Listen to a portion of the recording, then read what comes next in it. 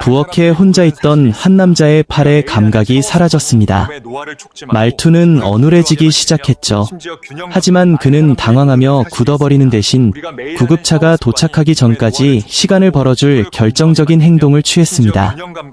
저는 수십 년간 장수의학과 응급의학을 연구하며 60세 이후 생존을 결정짓는 요소를 분석해왔습니다. 오늘 소개할 이야기는 저조차 놀라게 만듭니다. 이 남성은 운이 좋았던 것이 아니라 지식을 활용했기 때문입니다.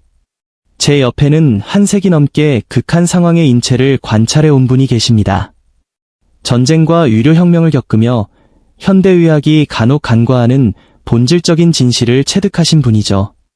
하지만 그가 취한 행동은 매우 특별했죠. 대부분의 고령자는 뇌졸중을 갑작스럽고 불가항력적인 운명으로 여깁니다. 그러나 과학적 데이터는 다릅니다.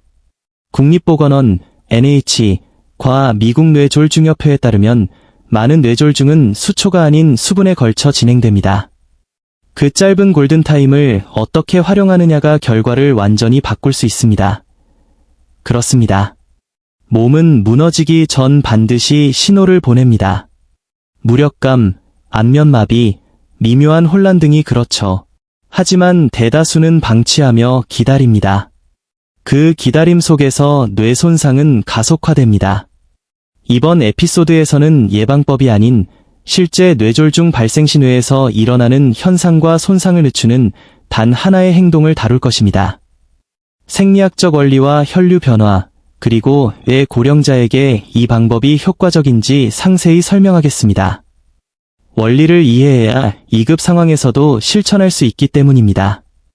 이 방법은 응급치료를 대신하는 것이 아니라 의료진이 도착할 때까지 뇌를 보호하는 예비책입니다. 뇌졸중 발생 직후의 뇌 내부 상황 초기 단계에서 뇌세포는 즉사하는 것이 아니라 패닉 상태에 빠집니다. 혈류가 차단되고 산소가 공급되지 않으면서 신경세포 간 통신이 끊기지만 세포들은 여전히 살아있으며 대기 중입니다. 이것이 핵심입니다. 고령자들은 증상이 시작되면 이미 늦었다고 생각하지만 이는 위험한 착각입니다. 뇌는 생존 모드에 진입하여 신호를 우회하고 활동을 최소화하며 붕괴를 막으려 노력합니다. 그래서 증상이 저림이나 혼란처럼 미묘하게 나타나는 것입니다. 이러한 전조 증상들은 뇌가 보내는 경고 신호입니다. 연구에 따르면 산소가 부족해도 혈류 수요를 신속히 낮추면 뉴런은 수분간 더 생존할 수 있습니다. 즉, 아직 시간이 있다는 뜻이죠. 하지만 시계는 멈추지 않습니다. 이 골든타임에 인체가 어떻게 반응하느냐에 따라 생존하는 뇌조직의 양이 결정됩니다. 맞습니다. 여기서 중간 개입의 개념이 등장합니다. 뇌졸중 자체를 완전히 막을 수는 없어도 손상 속도를 늦출 수는 있습니다. 뇌에는 페넘브라, 피넘브러라고 불리는 손상될 위험이 있지만 아직 살릴 수 있는 주변 부위가 존재합니다. 순환체계에 변화를 주면 이 부위를 잠시나마 보호할 수 있습니다. 응급의학이 나중에 혈류를 복구하는 데 집중한다면 이 방법은 그전까지 뇌를 방어하는 것입니다. 뇌졸중에서 가장 위험한 요소는 혈전 그 자체보다 망설임입니다. 왜 많은 고령자가 이상을 느끼면서도 기다림을 택할까요? 뇌졸중은 초기에는 결코 요란하게 찾아오지 않기 때문입니다. 뇌는 공포보다는 혼란을 느낍니다. 뭔가 이상하다고 느낄 뿐 위급하다고 판단하지 못하는 것이죠. 환자들은 대개 곧 지나가겠지라며 스스로를 안심시키려 합니다. 산소가 부족해지면 판단력을 담당하는 전두엽 기능이 가장 먼저 저하됩니다. 도움을 요청해야 할 뇌 자체가 제 기능을 못하게 되는 역설적인 상황이 벌어지는 것이죠. 실제 연구에 따르면 계획 수립이나 긴급 판단 능력은 마비 증상보다 먼저 감퇴합니다. 고통에 익숙하거나 타인에게 폐를 끼치기 싫어하는 고령자들은 이런 위험을 과소평가하기 쉽습니다. 하지만 두려움과 망설임은 손상을 키울 뿐입니다. 따라서 위급 상황이 닥치기 전 교육이 필요합니다. 논리적 판단이 불가능해질 때 몸이 기억하는 습관이 생명을 구하기 때문입니다. 서두의 남성 역시 그 순간 무엇을 할지 고민한 것이 아니라 몸이 기억하는 대로 반응했습니다. 이제 반전의 순간입니다. 유료 처치 전에 무엇이 실제로 뇌의 시간을 벌어줄까요? 그것은 약물이 아니라 산소의 균형과 압력입니다. 뇌는 산소 공급 속도보다 수요를 더 빨리 낮출 때 생존합니다.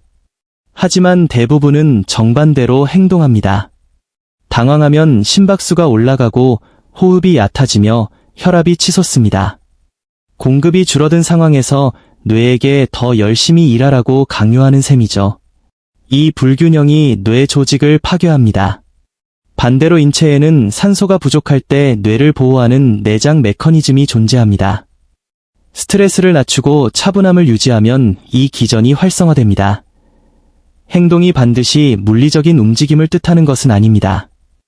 때로는 저항을 줄이고 혈류가 필요한 곳으로 흐르게 하는 정적인 대응이 더 강력합니다.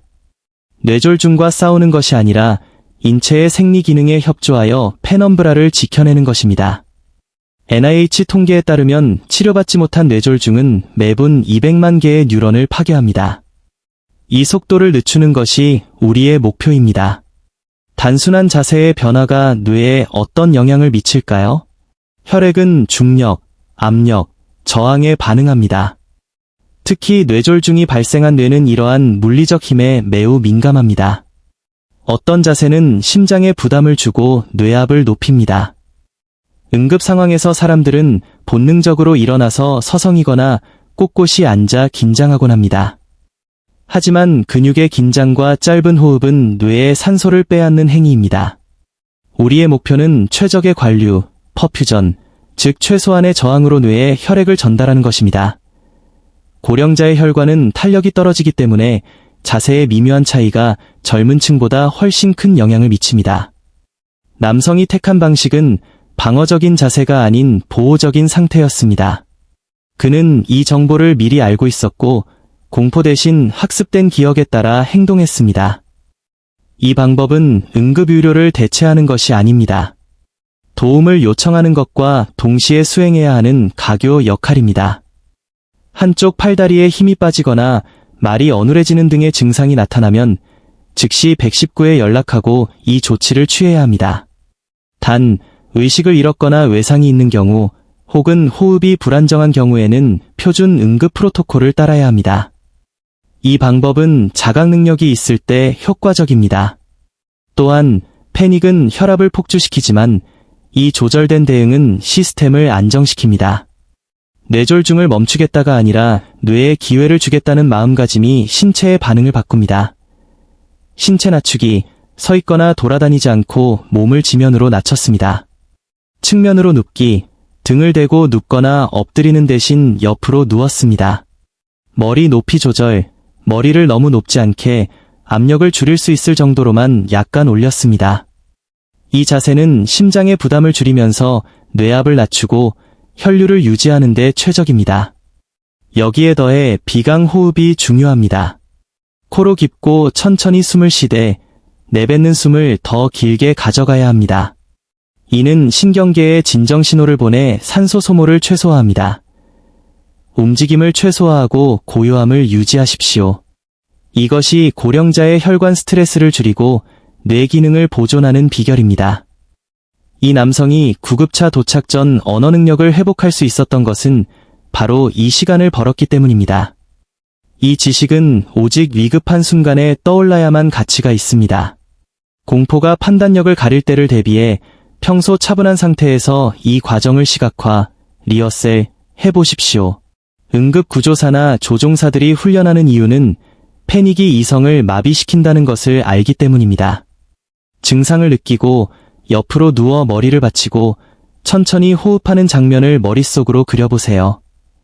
이런 정신적 연습은 실제 행동만큼이나 강력한 신경 경로를 형성합니다. 준비된 지식은 두려움을 확신으로 바꿉니다. 그리고 그 확신이 신체의 생리적 반응을 긍정적으로 변화시킵니다. 뇌졸중은 당신의 준비 상태를 묻지 않습니다. 그저 당신이 준비되어 있는지 보여줄 뿐입니다. 이 정보가 쓰이지 않는 것이 최선이지만 만약의 순간 이 기억이 당신의 미래를 결정할 것입니다. 옆으로 눕고 지탱하고 숨 쉬십시오. 단순하지만 강력한 이 행동이 생명을 지킬 것입니다.